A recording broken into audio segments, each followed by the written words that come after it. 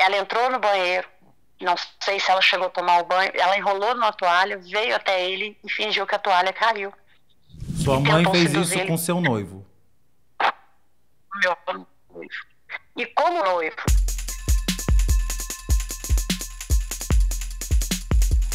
eu falei, mas por que a senhora está me perguntando isso? Ela falou assim, é porque eu estou sentindo algo por ele, eu vou procurar ele hoje. E ela saiu. Em um momento essa arma disparou.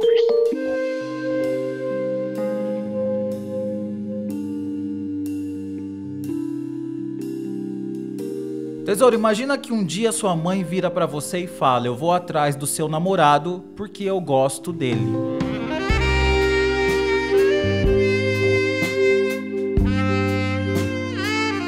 Isso é só um detalhe de uma história cheia de segredos que a nossa amiga Lorena desvendou quando o pai dela, no leito de morte, revelou que...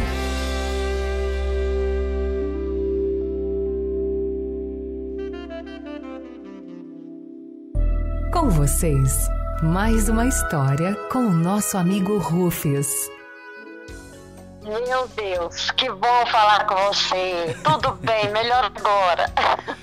Prazer é meu de falar com você e a gratidão por você compartilhar essa história com a gente. Sim, eu também estou muito feliz e agradeço muito, Rufus, por você, pelo seu trabalho.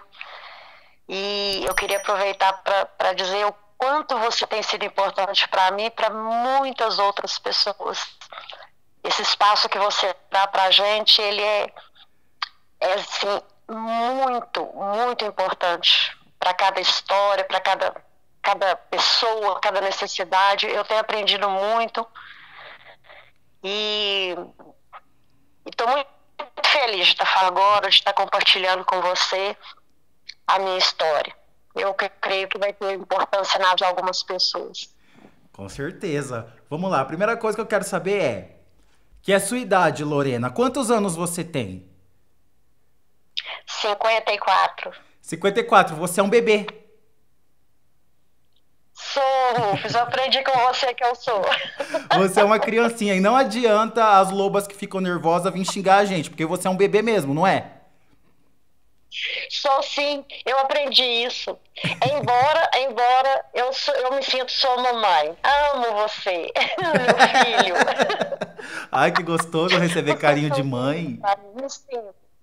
Nossa, eu gosto muito de você, Rufus. Gostamos. Você é muito querido, viu? Ai, obrigado, gata. Vamos mandar um beijinho pra uma amiga nossa, porque assim, tesouro, se você quiser que eu te mande um beijo na próxima história, deixa aqui embaixo o seu nome e a sua cidade, que eu e a minha convidada vamos mandar pra você. Hoje eu e a Lorena vamos mandar um beijinho pra Aine Silva e pro marido dela, Matheus. O que aconteceu? Postaram um vídeo nosso em alguma página, que eu não sei qual foi, e aí a Aine foi em todos os comentários, todos. Ela respondia assim, gente, vai lá ver no canal do Rufus completo, super me ajudando na divulgação, indicando. Nossa, eu fiquei tão grato, eu mandei um áudio pra ela e agora eu quero mandar esse beijinho. Vamos mandar um beijinho pra Aine e pro marido dela, Lorena, assim, ó. Obrigado, gata. Beijo aí. De todo o coração, a Aine e o seu marido Matheus, que também é um dos nossos fofoqueiros, pra ver que tem homem aqui também. Também, Matheus, um beijo. Ai, Lorena, então vamos lá. A gente tá rindo, tá rindo, tá rindo, mas o que você vai contar não é de se dar risada. Porque, primeiro de tudo, como foi que você entrou em contato comigo pra gente estar aqui agora contando essa história? Então, Rufus, a minha vida é muito correria.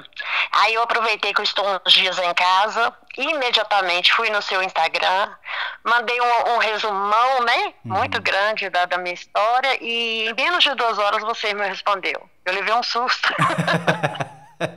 Pois é, tesouros. A Lorena foi lá no meu Instagram, @RufusJunior, só você ir lá, manda um resuminho da sua história no meu direct, e aí eu vou entrar em contato com você e a gente vai marcar um dia e um horário que você possa para eu te ligar. Se você preferir, você pode mandar no meu e-mail, amigasdorufus@gmail.com. Lorena, de toda a sua história, o que mais me impressionou foi quando você escreveu que a sua mãe ficou com seu noivo e acabou com seu casamento. Sim, sim. Na verdade, igual eu falei com você, em primeiro lugar eu quero pedir desculpas porque uma das sequelas que hoje eu tenho é a minha dicção. Às vezes eu falo meio trêmula, às vezes eu gaguejo um pouquinho, mas eu me preparei muito para falar aqui e eu vou fazer o melhor que eu puder. Não peça desculpa por nada, esse é seu jeito. E já vou falando que eu apago comentários quando vem falando da dicção, da voz, não sei o que é essa pessoa, isso não tem nada a ver. Aqui é um espaço de acolhimento. Eu sempre falo isso. Não peça desculpa por isso, minha amiga Lorena. Vamos começar do começo.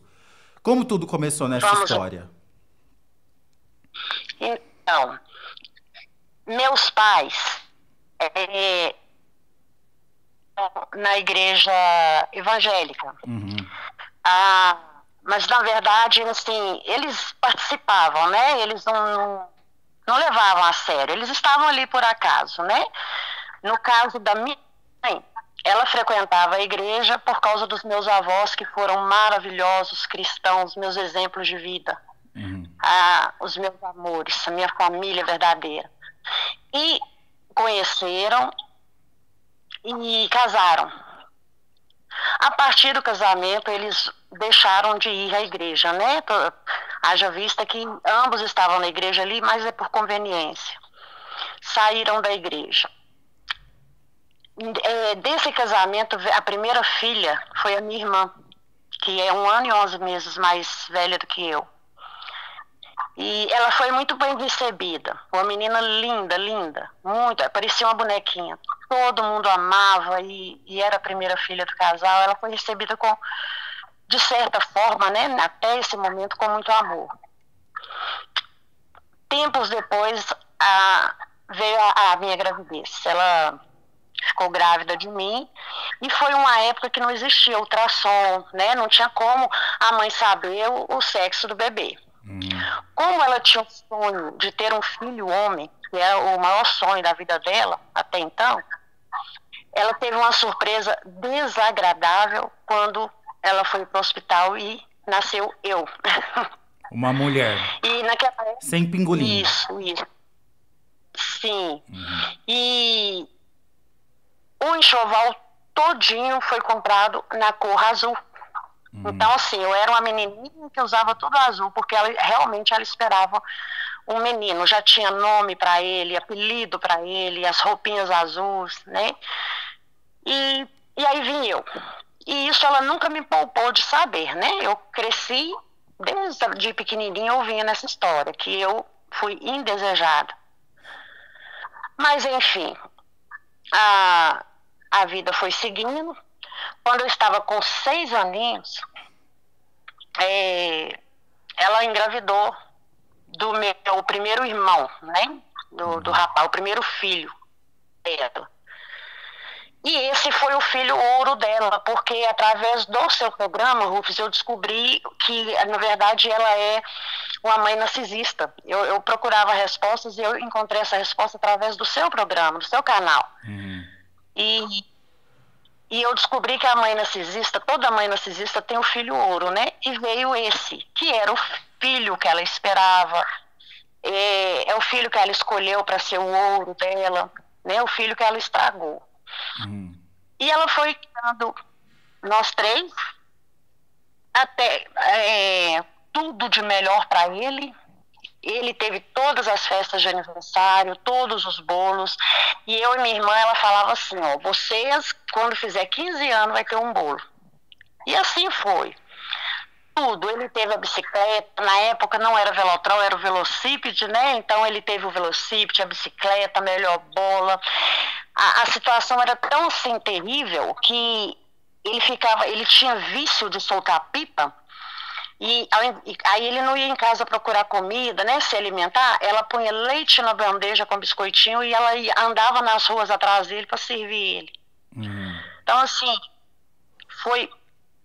E eu e minha irmã, nosso pai, ele era da época da ditadura, era na época que os pais batiam mesmo, né, e os vizinhos ouviam, achavam que aquilo era correto e, né, não tinha proibição nenhuma, achava aquilo, né, de certa forma, assim...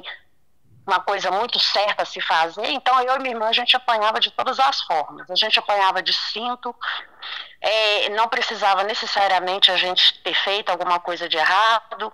Se a minha irmã fosse o pivô ali, né, da surra ali momentânea, eu também apanhava porque eu estava junto e vice-versa. Depois da surra, a gente era ajoelhada em pedrinhas, feijão, milho, o que tivesse disponível, com as duas mãozinhas para cima. Meu pai um dia comprou um jogo de cozinha da minha mãe, era o armário, a geladeira, na época nas cores azuis, né? E ele comprou a mesa com cadeira, com 4 cadeiras. E eu ficava enlouquecida, porque assim, tudo lindo, tudo bonitinho, aquela cozinha maravilhosa. E aí, claro, né, comprou as coisas para montar a mesa, para a gente assentar, né?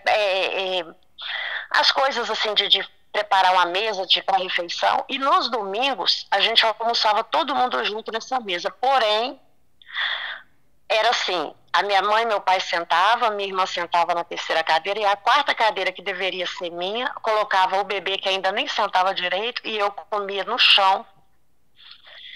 E ela me servia todo domingo, porque ela tinha o hábito de fazer frango todo domingo.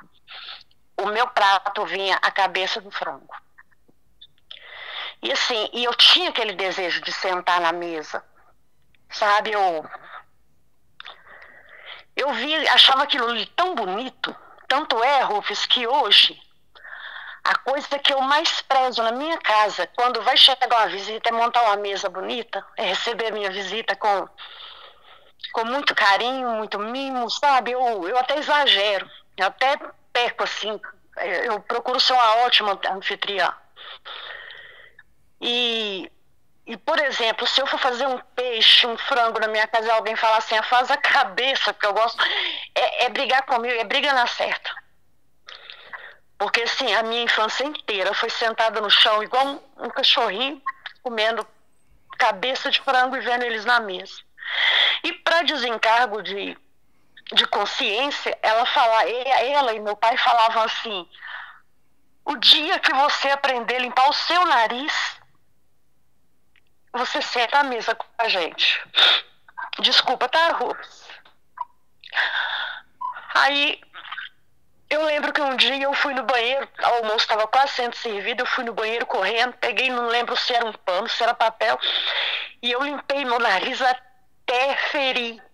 Eu senti uma dor forte no nariz, sabe? E falei, toda feliz, tá doendo, mas hoje eu vou sentar na mesa. E qual foi a minha decepção? Que eu cheguei lá, meu prato já estava no chão. E aí a vida foi passando.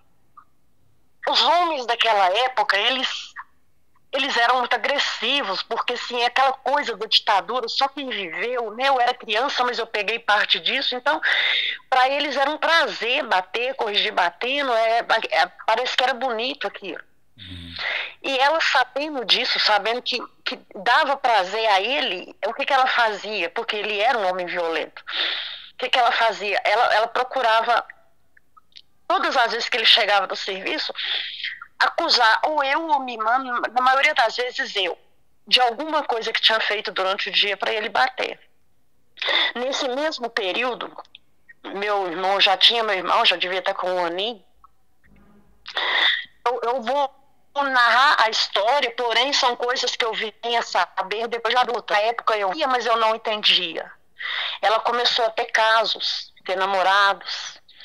Então, assim, aí ela começou a ter casos, coisas estranhas foram acontecendo e a gente sempre apanhando, sempre sendo injustiçada.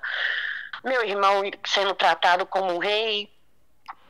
Um dia, eu lembro que meu pai chegou em casa com uma pistola e ele pegou esse revólver dele e guardou dentro do bolso de um paletó que ele tinha, que ele usava muito quando ele ia na igreja. Então esse paletó foi ficando guardado no guarda-roupa, não usava mais, então ele colocou essa arma dentro do bolso do paletó, numa inconsequência que eu acho que ele na época não pensou. Então, assim, hoje eu penso, eu e minha irmã, a gente, quando eles não estavam em casa, a gente pegava nesse revólver. E olhava, e mexia, e guardava de novo. Era normal aquilo. num dia, creio eu que era um domingo ou um feriado, ele estava em casa de folga. Meu irmão já estava assim na fase dos 3 aninhos e ele estava assim muito levado, porque como ele era muito paparicado desde de pequenininho, ele chegava assim a ser insuportável e ele estava fazendo assim coisas terríveis, pirraças terríveis. Eu lembro que o meu pai nesse dia deu um tapa na bundinha dele e aquilo doeu nela a ponto de ela pegar esse revólver no ápice da raiva dela, do nervo dela, e ela ficava xingando ele com esse revólver. Como meu pai sabia que o revólver estava carregado, ele calou para ela nesse dia, deitou na cama e ficou quietinho, enquanto ela assim xingava, esbravejava e falava que no filho dela ele não punha a mão, que ele não ia bater. E em um momento essa arma disparou, Rufus. Ficou a meio metro da cabeça dele, furou um rombo no chão. E foi um desespero. A gente lembra que a gente tinha um vizinho policial, esse vizinho chamou a viatura, que estava de folga no dia, levou os dois, e chegou lá, meu pai disse que ele tinha feito raiva nela, enfim, eles tomaram a arma dele e eles voltaram para casa, mas nunca mais ela aceitou meu pai encostar a mão nesse meu irmão. Ela quase matou ele por isso.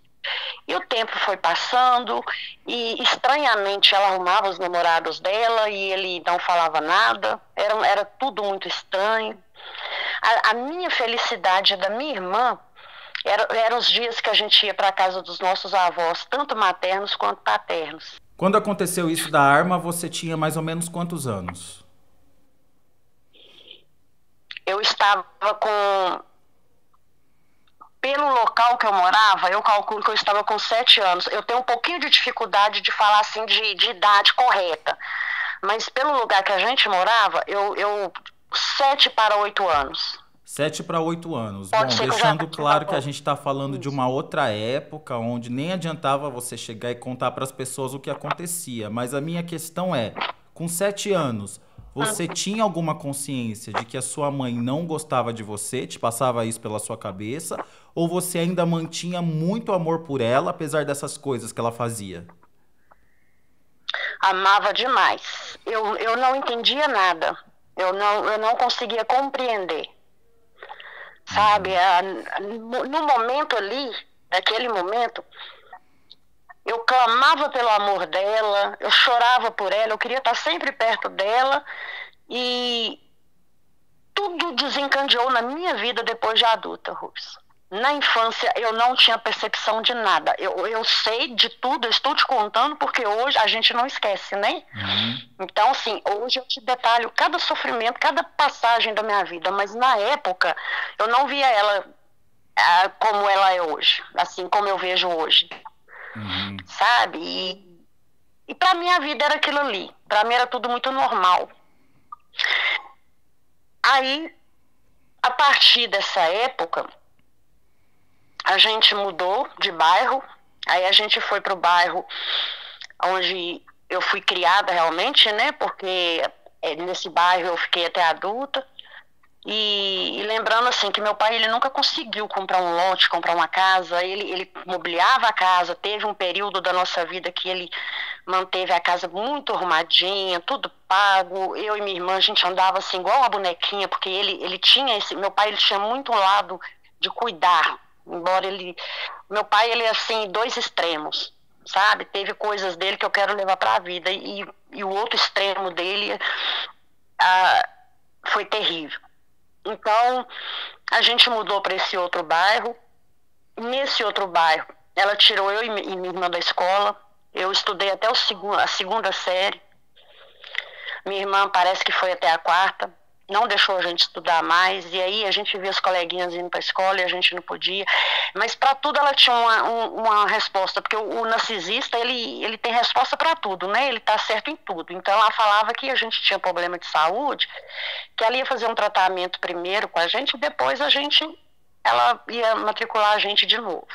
Mas enfim, né? Não estudamos. E já esse meu irmão, ela fazia questão de ele ser estudado, de ser, sabe, tudo de melhor era para ele. E ali a gente foi vivendo. Nesse endereço, Rufus, eu lembro que do outro lado da rua, o estava construindo ali fala barracão, né? Um barracão para alugar, muito arrumadinho, de laje, todo assim, para a época, né? Era uma coisa muito arrumadinha. Então, o meu pai estava ganhando muito bem nessa época, combinou com ele de alugar o barracão dele. E assim aconteceu. A gente mudou, né? Atravessou a rua. E ali, nesse endereço, eu estava com 9, a minha irmã estava com quase 11. O meu pai apaixonou pela minha irmã. E ali, o meu pai fez a minha irmã a mulher dele, dentro de casa. Não, peraí. Como assim? Ele abusou da minha irmã, mas não foi assim a desejo só, não. Foi amor. O meu pai amou a minha irmã. O amor doentio. A sua irmã tinha quantos anos? 11.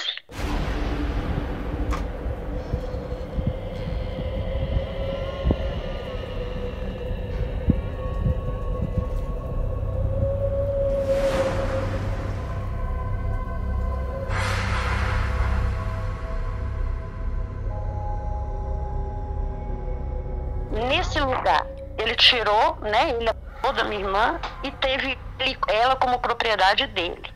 E meu pai ficou alucinado, obcecado na minha irmã.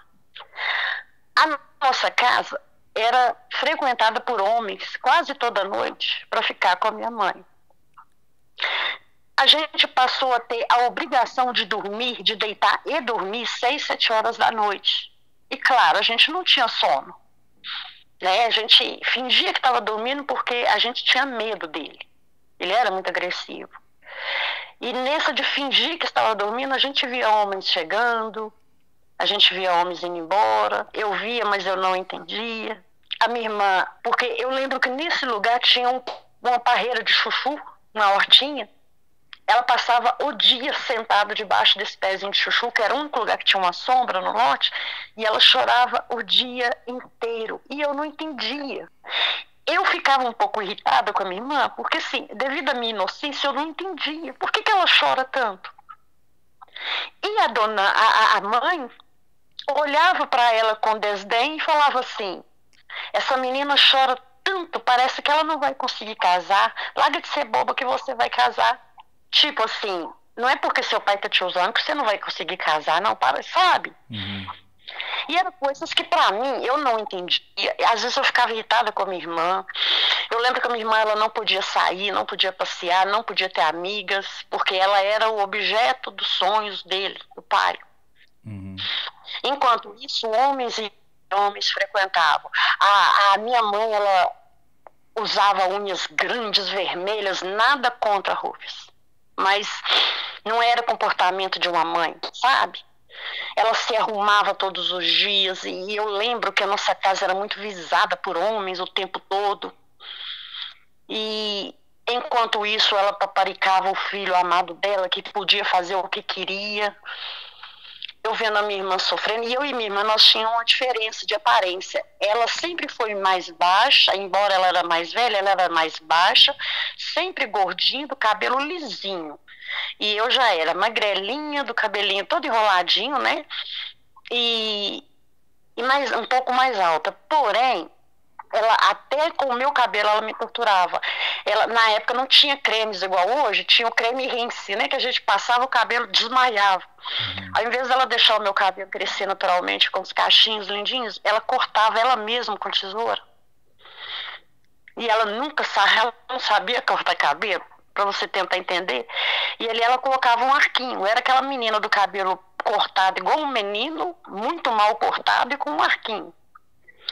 E ela sempre falava que a minha irmã era linda, a minha irmã era uma bonequinha. Já ela sempre falou que eu era muito feia. Sabe? E eu fui levando. Hoje você me conta que o seu pai usava a sua irmã, mas na época você mesma não tinha consciência exata do que era que estava acontecendo. Não. Eu via, eu sabia que estava acontecendo algo, mas eu não via a proporção do problema. Uhum. Era estranho, mas eu não sabia. Um dia a minha mãe saiu e estava em casa nesse dia, era um sábado, ele ele mandou eu brincar com a minha amiguinha do outro lado da rua, que ele ia fazer um negócio lá em casa e precisava da minha irmã pra ele.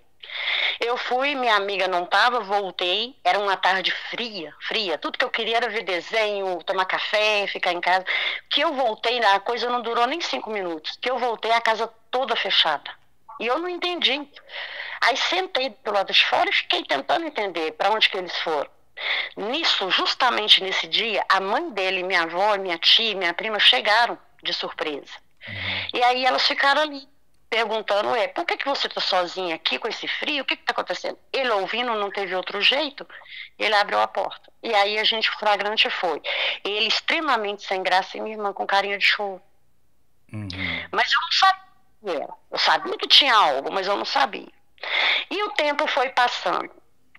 Até que ela arrumou um namorado, aí já era mais adulta, né? Ela arrumou um namorado. Foi um inferno, não dá para detalhar, mas foi um inferno, mas enfim, ele teve que aceitar. E a minha irmã engravidou com 15 anos desse rapaz. Porém, a nossa mãe acreditou que o filho poderia ser dele, sabe? Então ficou uma dúvida no ar. Hoje a gente sabe que o filho não é dele porque o filho parece demais com o pai. Só, nunca teve um exame para saber, sabe? E aí, logo que minha irmã teve esse filho, que foi muito problema, a gente conheceu o Senhor Jesus, conheceu eu e minha irmã, nós conhecemos a igreja, e aquilo ali para nós foi assim, um alívio, mas só um alívio. E a gente começou a frequentar essa igreja, ela já com o nenenzinho, mãe solteira, e eu do lado dela, e a gente apegou ali aqueles jovens da igreja ali, o pastor juvenil muito, assim, não sabendo de nada, porque até mesmo porque eu não sabia falar nada, eu não sabia explicar nada, a gente era até meio bobinha. Mas ali foi um tempo de alívio.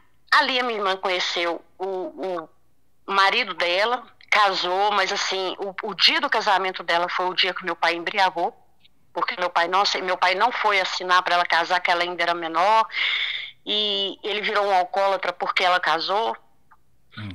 E aí, para ela ter o mínimo de paz, ela mudou para outra cidade com esse marido dela e o filhinho. E aí, enquanto vocês estavam crescendo e tendo um pouco mais de consciência do que havia acontecido, a sua irmã chegou a contar para você o que estava acontecendo de fato, o que tinha acontecido de fato? Sim, eu com 13 anos, nesse período que ela estava grávida, que o inferno, aí nesse período ele já não trabalhava mais, a gente estava passando necessidade, quase fome, e aí nesse período a minha mãe começou a fazer vida, ela entrou para um prostíbulo lá no centro da cidade, né, e começou a fazer vida literalmente, mas para mim, para minha irmã, ela falava que trabalhava em um restaurante à noite, mas depois a gente veio descobrir que não era. E nessa época desse sofrimento todo, a minha mãe engravidou novamente. Esse filho morreu porque a gravidez toda foi frequentando prostíbulo, aquela vida horrorosa, e ela veio a ter eclâmpsia, e esse neném morreu. E nesse período a minha irmã me chamou para conversar, que a minha irmã já precisava falar, e aí ela falou comigo que ele tinha abusado dela desde a época que eu te falei, e que ela engravidou, que ela arrumou outro para meio que vingar ele. A minha irmã já era muito revoltada, muito revoltada. E aí eu fiquei sabendo. Porém, eu sabia, mas eu era tão ingênua, eu sabia, mas eu não via a gravidade daquela. Assim, eu sabia que era uma coisa triste, sabia que era uma coisa errada, mas eu ainda não tinha sido vítima de ninguém a esse ponto. Então eu não conseguia assimilar as coisas. Mas eu estava do lado da minha irmã, e ela tentava me proteger o tempo todo. E aí o tempo passou, minha irmã foi embora, teve outros filhos lá na outra cidade, e eu conheci aquele rapaz que toda moça conhece e planeja casar, né? O amor da minha vida, o que teria me levado para o altar, e a gente começou a planejar tudo, ficamos noivos, e assim, a família dele era de outra cidade, do interior, veio em peso para me conhecer, e a gente já estava assim, preparando para um casamento muito rápido.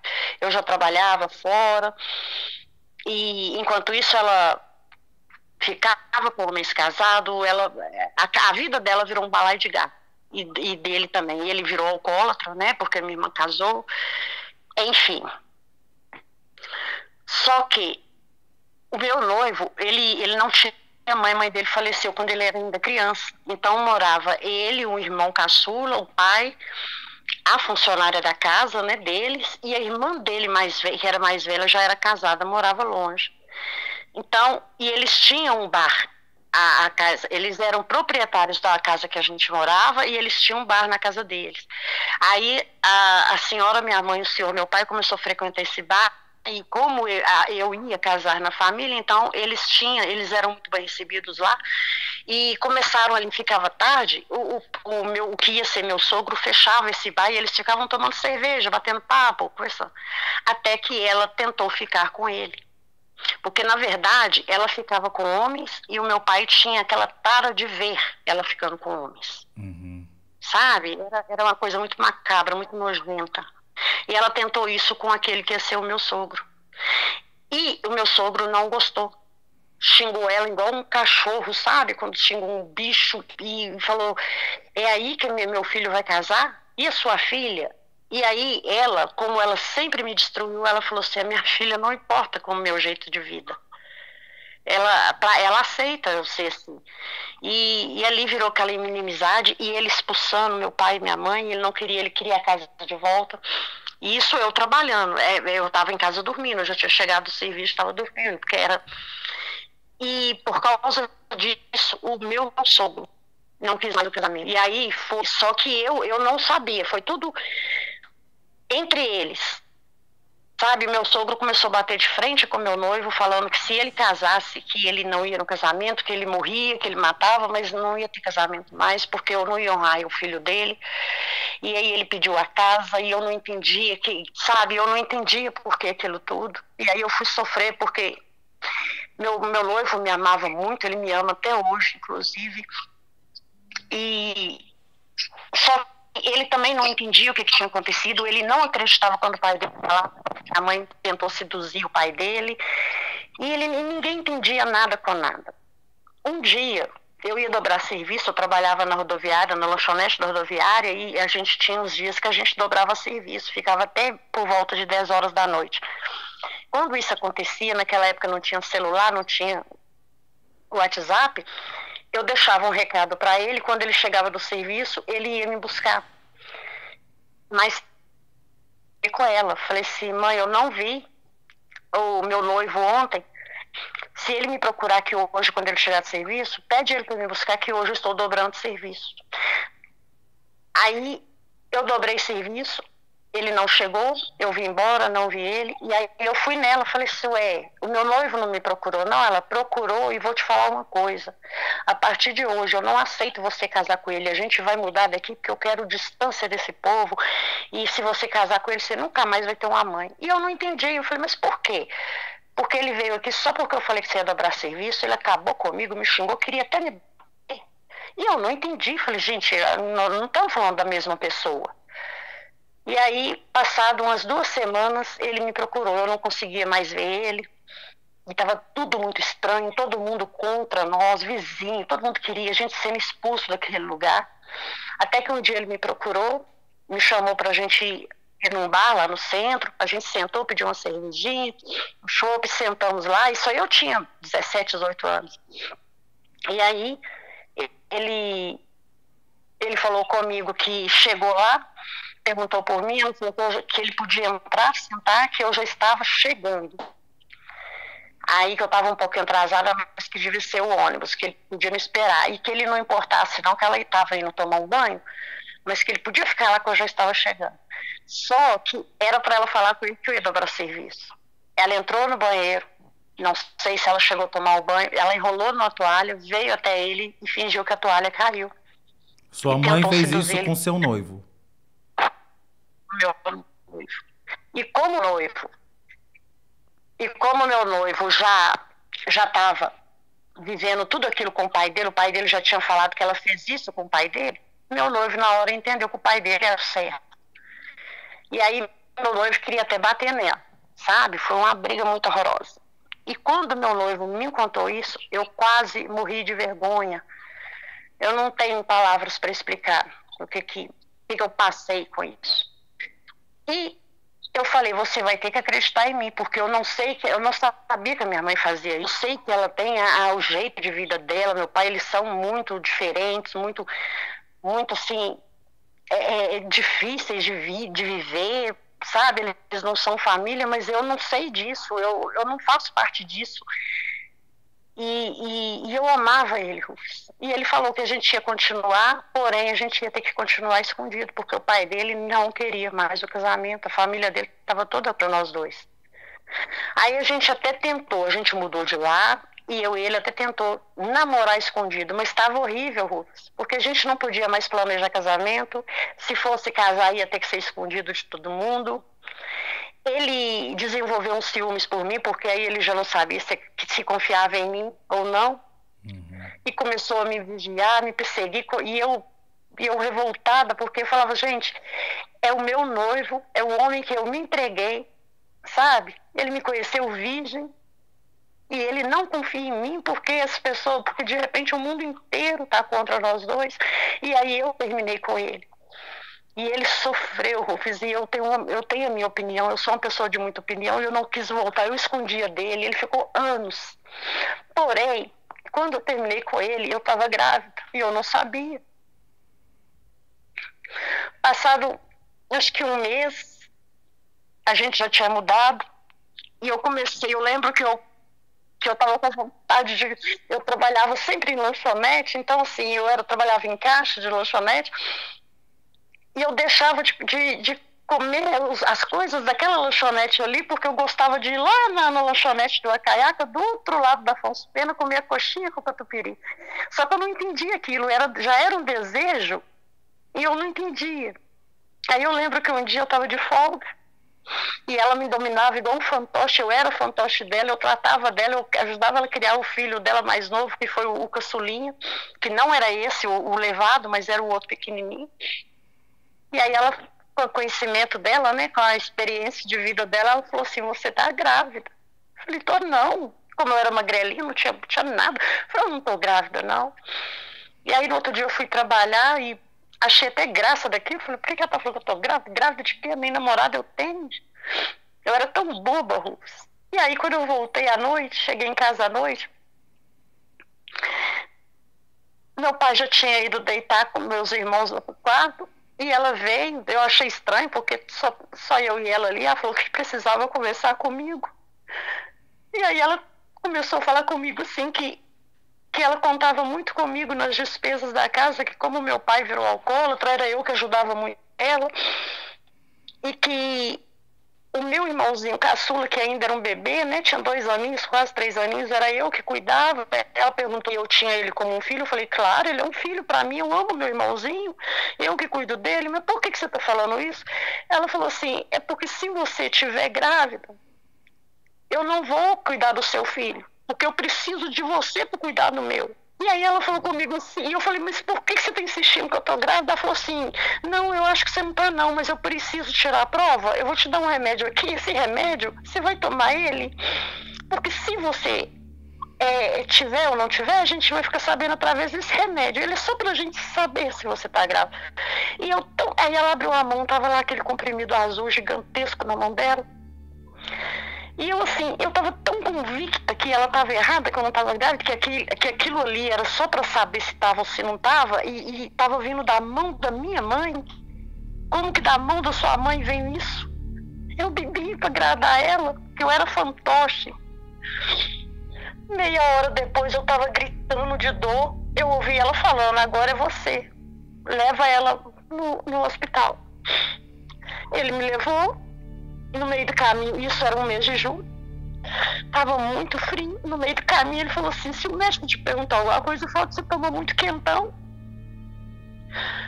Eu falei, por que falar que eu tomei quentão? Ele não fala que você tomou remédio, não. Eu falei, não.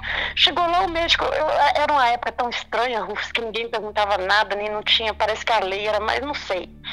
O médico me deu um remédio na veia, a dor saiu com a mão. Voltei para casa e aí eu fui no banheiro e perdi muito sangue. muito, muito. Fui dormir. No outro dia, 6 horas da manhã, ela me chamou e falou: tá na hora de você ir trabalhar.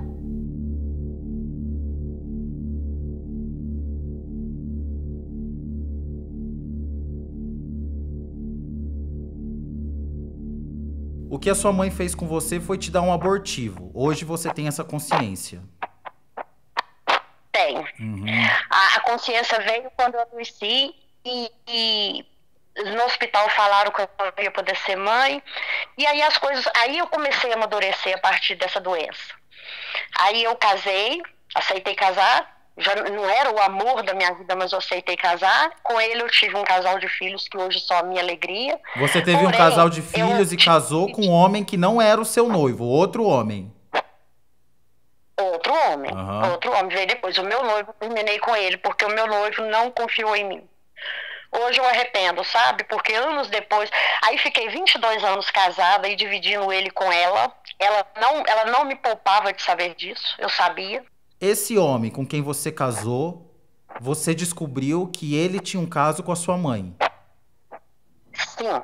Como foi isso? Era amante dela. Era amante dela também, sim. Fiquei com ele por 22 anos, mesmo sabendo disso. Como você descobriu que ele era amante dela? Ele me falou... ela brigava comigo por causa dele. Uma vez eu quis mudar de perto dela e ela falou que eu estava tirando ele dela. E ela nunca escondeu isso. Ele também não. Ele tentava disfarçar, mas da parte dela era explícito. E ela falava comigo. Eu assim, é claro que eu não peguei, mas era uma coisa comum, eu e ela e ele. Sabe? Ela vivia, ela pegava dinheiro dele, ela mandava nele, sabe? E você descobriu isso, que ele era amante dela, quando vocês estavam há quanto tempo juntos? Desde sempre.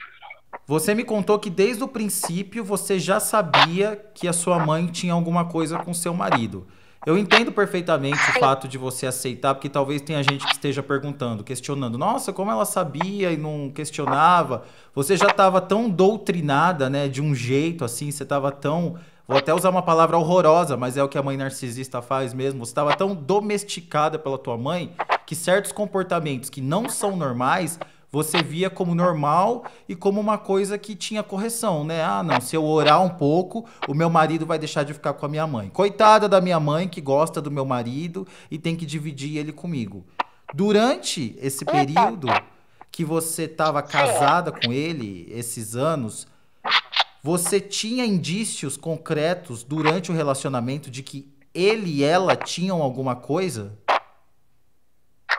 Sim, na verdade... Ele tentou namorar comigo por 4 anos e eu não aceitava. Quando finalmente, e isso todo mundo no bairro sabia, que ele gostava de mim e eu que não tinha interesse. Quando eu e ele começamos, um dia eu cheguei do serviço, ela estava se arrumando. E aí ela falou assim, aqui, todo mundo sabe que você não quer namorar ele. Eu falei, sim, só que eu já estava namorando ele, mas como teve o episódio do noivo, eu não falei com ela, porque a partir daí meus namoros eram escondidos dela. Eu não apresentava namorar. E aí eu falei assim, sim, eu não quero não. Eu escondi dela, mas eu já estava começando, tinha uma semana que eu estava começando a namorar. Aí eu falei, mas por que a senhora está me perguntando isso? Ela falou assim, é porque eu estou sentindo algo por ele, eu vou procurar ele hoje. E ela saiu. E aí, por causa disso, no dia seguinte à tarde, eu cheguei no serviço, ele me cercou na rua, me chamou para ir numa lanchonete que tinha lá na nossa rua, que ele queria me contar um negócio. E eu já imaginava que fosse isso, porque ela tinha me falado isso, que ia procurar ele. Quando ele veio, ele falou assim, aconteceu algo que eu não estou entendendo, mas eu quero te explicar uma coisa, eu amo é você que eu quero para toda a vida, é você que eu... Eu falei, mas o que aconteceu? Mas eu já sabia, eu já estava morrendo de vergonha, porque eu já tinha passado vergonha com o meu noivo. Aí ele explicou, ele falou assim, sua mãe me procurou e sua mãe forçou eu a ficar com ela ontem. E aí, ele falou para mim que realmente os dois ficaram. causa disso, isso aí tinha 2 anos mais ou menos que ele tentava namorar comigo. Aí por causa desse detalhe, dessa conversa nossa, eu falei com ele, então já que você ficou com ela, acabou. Só que aí foram mais 2 anos, ele atrás de mim, ele querendo ficar comigo, querendo, sabe, tentando, e foi até eu ceder, até um dia que eu resolvi ceder. Porque assim, ele falou que já não tinha mais nada com ela, que, né, foi um acaso, que ela era mulher. Aí ele me contou esse episódio, que o pessoal do bairro tudo falava dela e tudo, e que se eu fosse... E aí, no momento, assim, de passar o pano, e eu ainda achava que ela era vítima de alguma coisa, porque eu era cega, Rufo. Eu aceitei namorar com ele, e aí veio aquele namoro, a família toda, a família dele amou, o pai dele, embora o pai dele era falecido, mas era o sonho do pai dele, o pai dele sabia que gostava de mim. Então, assim, começou a nossa história, como toda história de todo mundo que torce pro casal casar e ser feliz, né? E assim foi. A família dele foi maravilhosa, sogras, cunhadas, todo mundo, só ela que não. E aí começou a rixa. Porém, no decorrer de 22 anos, eu pegava os dois escondidos, eu pegava os dois dançando, eu pegava, sabe? E ela não falava diretamente comigo, mas ela deixava bem claro pra mim que ele era dela. Sabe, ela não com ele. E ela tinha um poder sobre ele.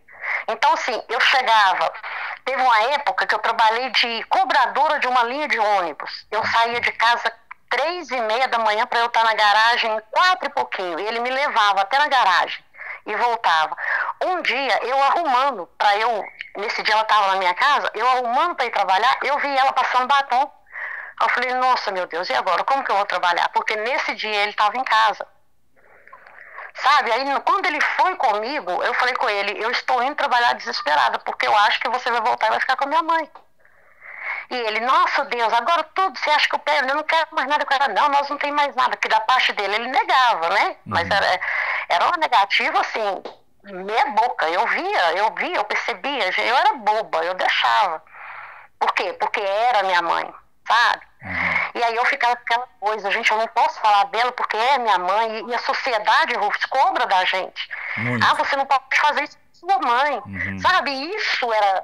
Durante esses 22 anos, você sabendo que ele fazia isso com você, você sabendo que a sua mãe fazia isso com você, o que te prendia a continuar nessa situação? Você orava para que ele melhorasse? Então, assim, a igreja te prendia, o fato de ter filhos te prendia, e a culpa por ter raiva da tua mãe te prendia, era isso? Tudo me prendia. A igreja, porque a igreja faz a gente acreditar. Eu hoje sou cristã, e eu creio muito na palavra de Deus. Só que hoje eu sou madura. Eu tinha aquela neurose que ele ia mudar, de repente ele ia amanhecer convertido, mudado e tudo ia seguir, né? Ela era mãe, então para mim perdoar ela ia ser muito fácil, embora ela nunca arrependeu, né? Ela continua mesmo, tá velha, acabada, mas nunca arrependeu. Então, pelos filhos, eu achava que meus filhos não queriam a separação. Eu descobri que o meu filho queria que eu separasse depois que eu separei, sabe? Então, assim... Tudo me prendia, meus filhos, eu tinha medo de ficar com os meus filhos, arrumar outro, sabe? Eu tinha medo de tudo. E eu tinha medo de expor ela, e eu pensava assim, que um dia tudo ia acontecer uma mágica, tudo ia ficar lindo, maravilhoso. Até que eu cansei. E eu tinha um sentimento por ele, né? Não era o amor meu lá do passado, de casados, não, mas ele era o pai dos meus filhos, eu tinha um sentimento por ele, um sentimento bom de gostar, né? E eu ia perdoando, meu coração é cristão, eu ia perdoando, então assim, aí vinha outras, mas ele não me traiu só com ela, não, ele traiu com outras, inclusive quando ele traía com outras, quem ficava com raiva era ela. Era ela. Sabe? Então assim, era ela também ajudava a brigar com ele, então... Com 22 anos, eu falei assim, gente, quem que eu tô querendo enganar? E aí eu orei e falei, Deus, eu preciso, até para me separar dele, eu preciso da sua misericórdia, porque ele não vai me largar. E assim, Rufus, o dia que eu orei certo, com 15 dias eu tava separada, sabe? Fui viver com os filhos. Qual que é a diferença da oração errada para a oração certa? Isso, porque a Bíblia fala, né? Ora e nada tem porque ora errado, né? Pedis mal. O dia que engraçado, eu fiquei anos e anos pedindo para ele para ser transformado. O dia que eu orei e Deus falou no meu coração que ele ia ter misericórdia, ele ia me ajudar, com 15 dias. O nosso divórcio foi, assim, tão estranho, que foi muito rápido. De repente eu estava solteira, de repente eu estava livre. Mas eu, enquanto evangélica, criando os meus filhos, eu tinha um certo gostar dele, né, por ser, tinha aquelas coisas, aqueles valores cristãos, eu insisti ainda com ele até 22 anos, eu não aguentei mais, separei, larguei ele. Uhum. E nesses 22 anos, você tinha consciência que eles eram amantes, mas você não fazia nada? Nada. Quando meu pai faltava um mês para o meu pai morrer, meu pai me pediu perdão por tudo e meu pai falou comigo sobre o fato de ele ser amante, os dois, e que era para mim sumir de perto dela para eu tentar ser feliz um pouco na minha vida. E seu pai morreu como? Meu pai, ele morreu de quê? Meu pai o velho que era amante dela, um dia os dois brigando, meu pai bêbado, ele deu uma paulada na cabeça do meu pai. Meu pai bebia muito. Aquela paulada ali, ele foi internado e uma semana depois ele veio a falecer. Ele foi assassinado por um dos amantes dela. Só que antes disso, ele me pediu perdão e ele me falou: ela está com o seu marido, foge de perto dela para você tentar ser feliz com ele. E aí, eu só consegui sair de perto dela há uns 3 anos. Hoje eu conheci, depois que eu separei do esposo, né, do pai dos meus filhos, eu reencontrei o noivo, mas o noivo já estava casado e ele me procurou a vida inteira também. Ele sofre até hoje. A gente teve mais em respeito, né, a família dele. A gente só conversou, eu expliquei para ele o que eu não soube explicar na época, eu expliquei agora, que já sabendo quem era ela, porque o meu pai, ao pedir perdão, me contou tudo, os detalhes, né? Ele falou: eu tenho os meus erros, mas eu vou levar para Deus os meus erros, os dela eu não vou levar, não. E aí o meu pai esclareceu tudo para mim, o fato dela ser amante do meu marido, o fato de tudo que ela fez. O que o seu pai te contou? Porque o meu pai, no fim da vida, ele arrependeu. Ele arrependeu, parece que ele sabia que ele ia passar o que ele passou. Aí meu pai queria consertar tudo e não tinha mais jeito. E ele falou que ele devia pedido de perdão para mim e para minha irmã. A minha irmã, ele não conseguiu pedir perdão porque ela morava longe e ele já não aguentava ir mais. A mim, ele pediu para eu falar com a minha irmã 1 mês antes de morrer, Rufus. E eu perdoei e ele me explicou tudo. E aí, a partir do dia que o meu pai conversou comigo, me contou toda a verdade, eu vi, o meu jeito de olhar para ela mudou, porque até então eu vi ela como vítima, ela era coitada, que ela amava o meu marido também, sabe? Assim, ela tinha um domínio maligno sobre mim. O que teu pai te contou antes de morrer que fez você ver quem era sua mãe na verdade? Tá. No dia que o João Paulo, da dupla João Paulo e Daniel, morreu, ele morreu de acidente. Lembro, claro. Era um sábado, meu pai, misteriosamente, 3 horas da tarde, chegou na casa dele são, sem ter bebido nada. Aquilo ali foi assim, muito surpreendente, porque meu pai, ele era alcoólatra já, né, bebia todos os dias, o tempo todo. E ele falou que queria conversar comigo, estava só eu e ele. E aí a gente sentou, foi até no quintal, e aí ele começou com os pedidos de perdão, pelo que ele fez com minha irmã, pelo que ele fez comigo, por tudo, exatamente tudo. E ele falou comigo que poderia tudo ser diferente se ela tivesse largado ele, separado dele e vivesse com os filhos, mas que ela não foi mãe.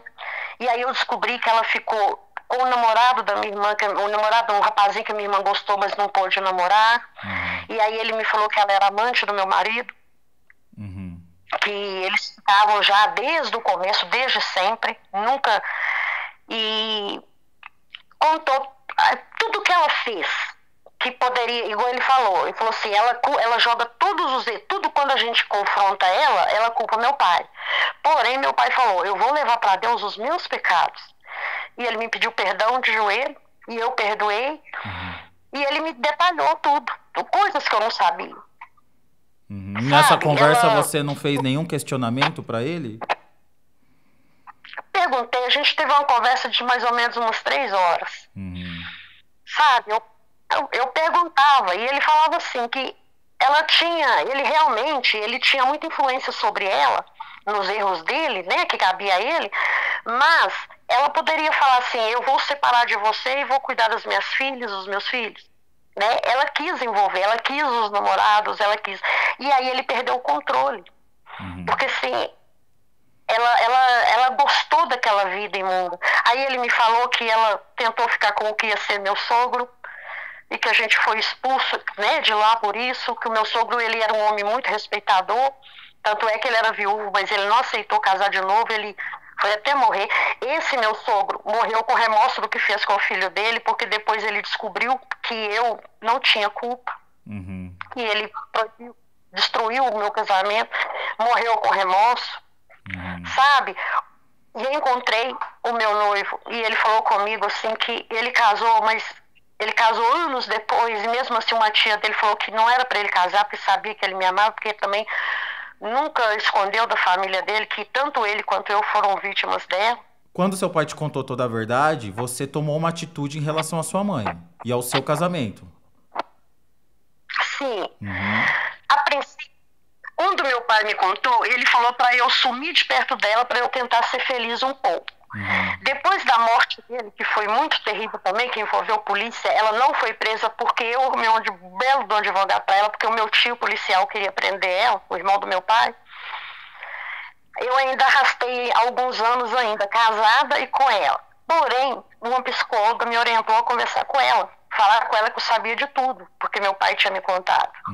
E aí eu chamei ela e falei assim, a gente precisa conversar sobre toda a nossa vida, sobre tudo.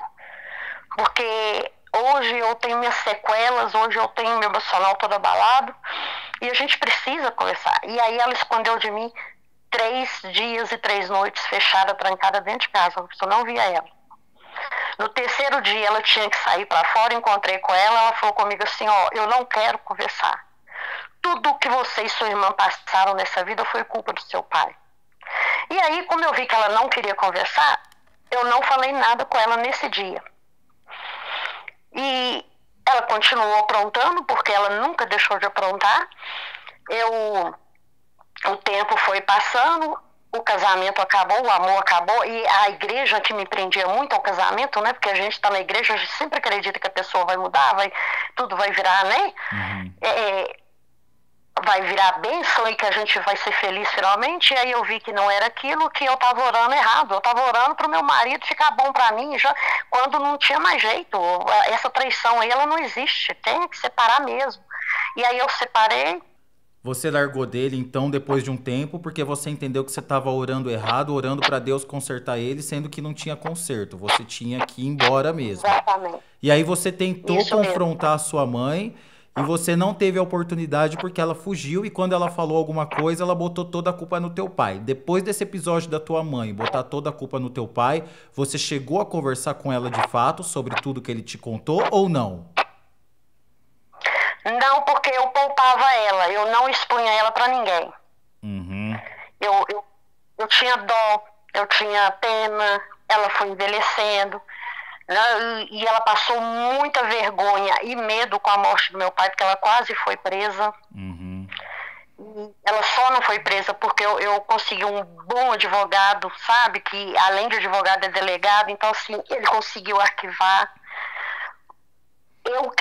Eu acredito muito, Rufus, que o meu tio, irmão do meu pai, vingou a morte do meu pai através desse senhor, que esse senhor morreu de uma forma muito misteriosa.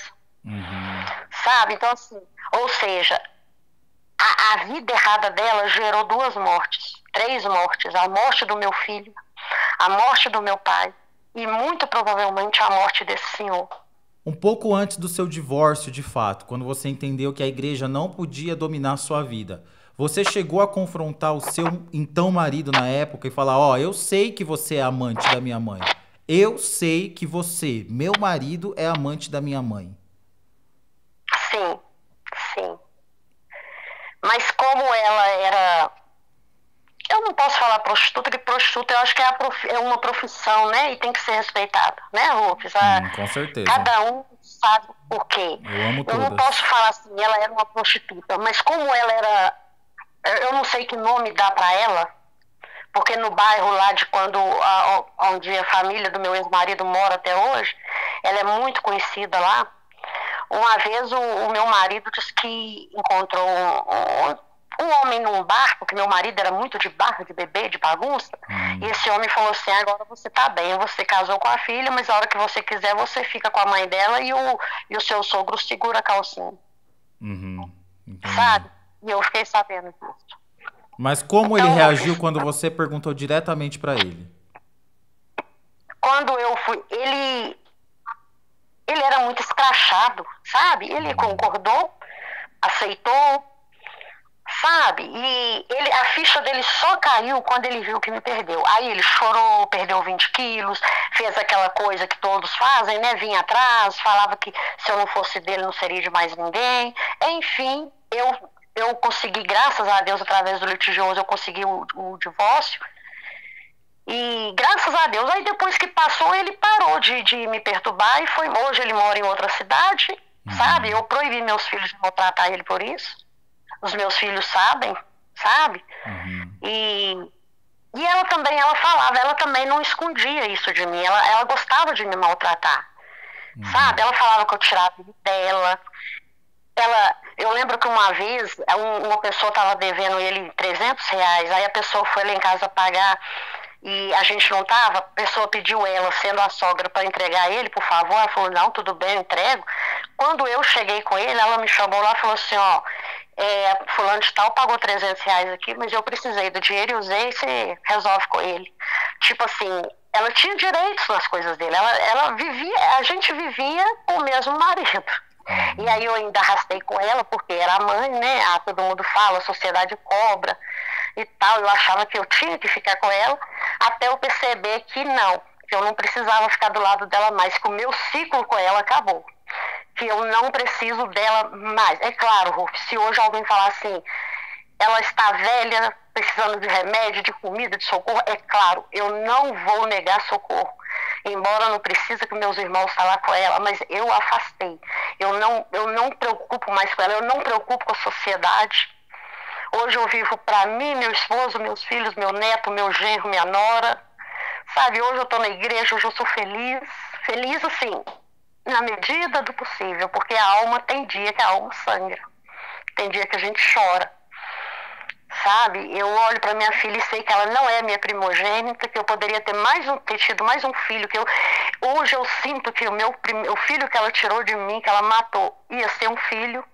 Para me libertar disso, precisou dos meus filhos crescer, da minha filha ter noção do que eu passava. Minha filha começou a cobrar de mim, o meu filho ele não aceita aproximar dela. E aí, esse meu marido que chegou, né, que hoje é meu marido, e aí eles uniram as forças e conseguiram. E eu tomei essa decisão, já tem quase 3 anos que eu vi ela em um casamento de uma prima, nem aproximei dela. Você tomou a decisão de não falar mais com a sua mãe porque os seus próprios filhos alertaram que ela não era uma boa companhia pra você. Só que também uma nova pessoa que é o seu marido, porque depois que você divorciou, você casou de novo. Casei de novo. Casei, tem 7 anos. Ele também está no segundo casamento. Ele tem os filhos dele que são maravilhosos, os filhos dele. Sabe? E ele ama os meus filhos têm um respeito. Minha filha chama ele de Papis. E aí, a sua filha, junto com o Papis, eles se juntaram, o seu filho, e falaram, ó, chega, você não tem mais por que conversar com a avó. Chega, acabou. E eu sou, assim, literalmente proibida. Aí, para me confortar, o que eles fazem? Eles vão ter notícia dela pra lá, eventualmente eles vê ela, me fala que ela tá bem, sabe? Porque eles sabem que tem aquela preocupação, né? Por causa da idade dela. Enfim, mas é só, sabe? Porque, igual eles falam, mãe, se você voltar, você vai sofrer de novo, porque ela tá afiada, ela continua mesmo, ela só envelheceu. E é isso mesmo, Rufus. A última vez que eu vi ela veio conhecer meu apartamento. Eu moro no 4º andar. Ela chegou da janela e falou assim, lembra que você era sonâmbula? Você não tem medo de morar no 4º andar, não? Sugerindo que sonâmbula eu ia cair da janela, sabe? Entendi. Então, assim, acabou, Rufus. É porque elas não mudam, né? Pode passar os anos, podem ficar doentes, a mãe narcisista sempre vai ser igual. O seu pai, você tem o coração liberto em relação a ele, você o perdoou. Tenho. Eu desejo o melhor pra ele onde ele estiver, sabe? A sua irmã, que foi a maior prejudicada pelo seu pai, perdoou ele também? Quando eu falei pra ela, ela perdoou também. e ela faleceu, ela teve um derrame, né? E foi complicando, ela teve infecção generalizada e morreu. Perdi a minha irmã querida, amada, e sofro por ela, porque ela não conseguiu ser feliz, não, sabe? A felicidade dela foi os filhos que ela teve e só, mas ela, ao contrário de mim, ela morreu muito nova, muito linda, muito linda. E como que tá a sua vida hoje? Eu sou feliz, eu tenho uma família na qual eu tenho muito orgulho dela, eu sou extremamente feliz, muito mesmo. Conquistei a minha casa, sabe? As pessoas que estão comigo hoje me dão todo o amor que eu não tive na infância, sabe? Hoje eu como bem, eu vivo bem, eu durmo bem, eu não sofro mais por ela, não desejo mal. Ela nunca arrependeu, mas ela já tem o meu perdão. E eu cobrava muito de Deus, porque Deus, ele é misericordioso demais. Hoje eu olho para trás e sei que eu nunca estive sozinha, ele estava comigo. Mas eu cobrava uma coisa dele, Rufus, o porquê de tudo, porque eu não entendia o porquê. E aí ele me fez conhecer o seu canal, e através de você, da sua vida, eu entendi que ela é narcisista, e eu descobri que eu não estou sozinha. Sabe? Eu falei, gente, é isso que é o narcisista. Então, assim, através de você, por isso que eu falo, Rufus, não para não, tá? Não para não, porque você fez um bem tão grande, você me fez entender ela. Foi bom, preencheu essas indagações. Fico triste porque eu sei que ela não vai arrepender, eu sei que o narcisista, ele não arrepende, né? E eu sei que eu tenho que me manter longe dela. Mas, assim, muito grata a Deus por sua vida, viu, Rufus? Continua, meu amado. Continua. Você, para mim, é um filho. E assim, através da sua vida, eu tive uma resposta. Por isso que eu achei muito conveniente procurar você, pedir esse espaço, porque, quem sabe, eu consigo ajudar alguém, né? Com certeza Quem vai. sabe? E assim, o mais bonito da sua história, Lorena, é que com as oportunidades que você teve na vida depois, você simplesmente fez tudo diferente. Você quebrou o ciclo, você não repetiu o que a sua mãe fez, criou seus filhos com muito amor, você viveu os verdadeiros princípios cristãos. E cristianismo não é só quem é evangélico, né? Eu sou espírita e sou cristão. Não. Então eu sei quais são os princípios cristãos. Você viveu os princípios cristãos quando você perdoou o seu pai, quando você tocou a vida sem prejudicar sua mãe, porque é aquela coisa, quem bate esquece, quem apanha não esquece jamais. Então não adianta falar, nossa, vai fazer terapia que vai resolver, vai fazer aquilo que vai resolver, porque são feridas que ficam para sempre. Como você falou, tem dia que a gente vai lá e lambe a ferida, porque ela começa a arder. Mas mesmo lambendo a ferida, você seguiu adiante. Então você é um exemplo para todo mundo que está escutando e de repente passou ou está passando por isso, de que a vida continua. E eu não vou nem falar de recomeço, eu vou falar de continuar mesmo, porque apesar de tudo, apesar das coisas terríveis que a sua mãe fez com você, você continuou e quebrou. Falou, chega, a minha mãe fez isso comigo, mas com os meus filhos vai ser diferente. E se um dia a sua mãe lá atrás te deu aquele remedinho azul, pensando que você não teria sua família, a maior resposta tá aí hoje. Você casada, com seus filhos, com seus enteados, com pessoas que você ama, que te amam, que te protegem e com a tua família. A vitória, gata, é tua. Quem venceu foi você. Sim. Hoje os meus Não netos chora, são pelo amor de família. Deus. Senão eu vou ficar nervoso aqui e vou chorar também. É maravilhoso, porque eu quebrei essa maldição. As duras penas eu venci. A minha irmã não conseguiu o que eu consegui. Você venceu por ela também. Eu venci por ela. E detalhe, Rufus, que não pode morrer.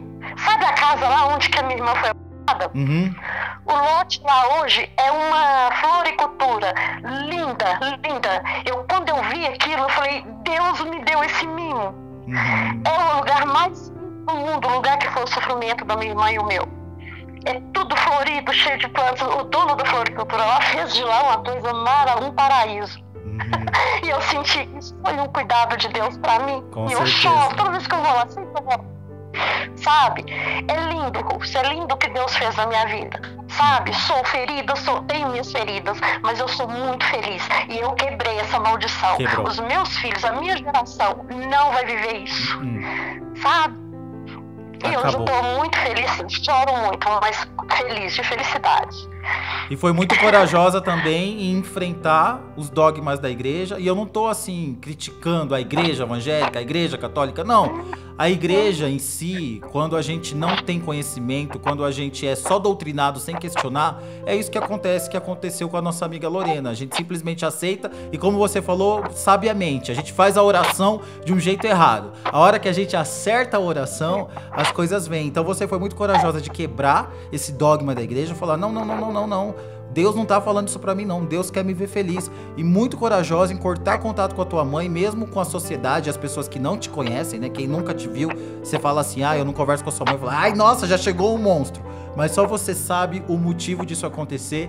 E quando você cortou contato com a tua mãe, a tua vida fluiu. Então, além de vitoriosa, você é muito corajosa. Tenho certeza que seus filhos se espelham em você quando eles estão em momentos de aflição, pensando, o que eu faria?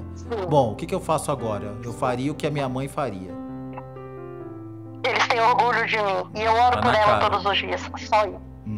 Eu entrego ela nas mãos de Deus. É o que eu faço por ela hoje. Obrigado, Rufus. Eu que agradeço por compartilhar a história. Obrigado de coração, gata. Tenho certeza que vai ser luz na vida de muita gente. Amém. Rufus, da parte de Deus, você vai ser muito mais feliz do que já seja. Tá? Talvez já seja. Deus tem um plano para sua vida e esse plano já está em andamento. Porque o que você está fazendo é agradado a Deus. Saiba disso. E eu tô aqui do outro lado da telinha acompanhando o seu sucesso e torcendo por você e orando por você. Continua, tá? Só continua. Espero que Deus tenha o melhor pra você, tá? Obrigado, você gata. merece.